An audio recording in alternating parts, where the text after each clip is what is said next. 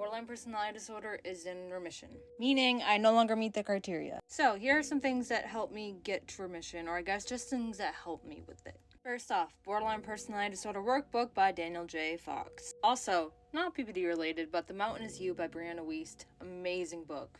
Amazing. Especially if you're a borderline who tends to self-destruct or be self-sabotaging. Also, therapy. Therapy helped quite a bit. That was primarily what helped me the most. I did a bunch of therapies: DBT, CBT, EMDR, inner child healing, shadow work, self-hypnosis. I recommend starting with DBT if you have borderline, just because that is the type of therapy designed for BPD. If you feel like it's not working for you, branch out. Also, a lot of it was trying to find ways to healthily replace my bad coping mechanisms with healthy ones, and finding ways to curb my impulse control, and that's probably the biggest thing. Sitting with my emotions, allowing myself to actually feel the emotion, identify it, let it pass through without dwelling on it, without ruminating on it, and especially without acting on it. And that took a lot of time, and it took a therapist who helped me with it. What works for you may not work for me, and vice versa. Journaling helped significantly. When I was feeling upset, writing down my triggers, writing down what occurred, what emotion I was feeling, and then identifying patterns, and then being like, oh shit, I really get triggered when I do XYZ. I'm going to examine that.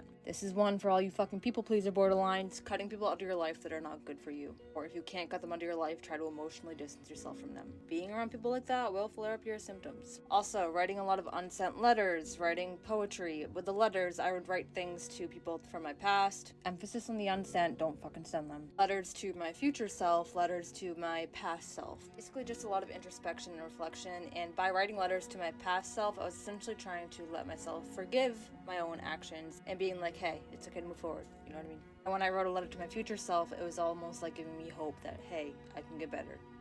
Okay, aside from writing, because I did a lot of that, healthy hobbies, healthy interests, I know, cliche, boring, help me though. Probably help you too. Find something creative, find something that gets your mind going. I did a lot of reading. I don't give a fuck if it's autobiographies or dark romance. Pick up a book, if you want. And also, the last thing was just holding myself fucking accountable. And that was probably the hardest thing, or the biggest pill to swallow. For me to be like, okay, I actually do this. I victimize myself in this way. And this is something that is tough for a lot of borderlines, or just cluster Bs in general. When another person is upset, we tend to make it about us. Oh, you're upset at me? Is it because you hate me? Oh, you're going to leave me? I'm sorry, I can't believe I'm XYZ, blah, blah, blah. We go in a circle. That's kind of productive, and that's not actually listening to the person. That's not taking criticism. That's not having an open dialogue. Actually sitting with criticism, actually letting the other person talk and exchanging an open rapport. Not fucking easy, but it helped a lot.